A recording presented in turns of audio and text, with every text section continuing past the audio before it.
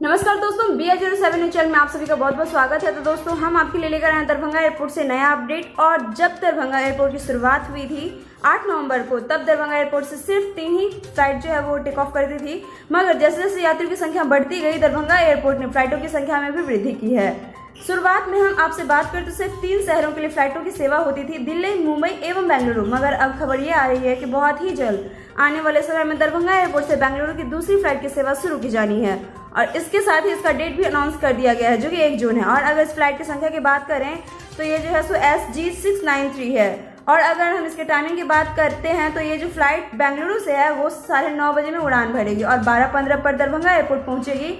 वापसी में जो फ्लाइट है वो दरभंगा एयरपोर्ट से 12:45 पर उड़ेगी और 3:15 पर पहुंच जाएगी बेंगलुरु एयरपोर्ट पर, जिससे बेंगलुरु से आने वाले यात्रियों को तथा दरभंगा से बेंगलुरु जाने वाले यात्री को अच्छी मदद मिल सकेगी। और इन सभी कार्यों से दरभंगा एयरपोर्ट की सफलताओं से दरभंगा वासी बहुत ही गर्व महसूस करते हैं। तो दोस्तों, इसी के साथ हम लेंगे आपसे विदा। और आपको हमारा वीडियो कैसा लगा कमेंट करके जरूर बताएं। साथ ही लाइक से सब्सक्राइब जरूर करें, प्रेस करें बेल आइकन, ताकि हमारा अपडेट सबसे पहले पहुंचे आपके पास।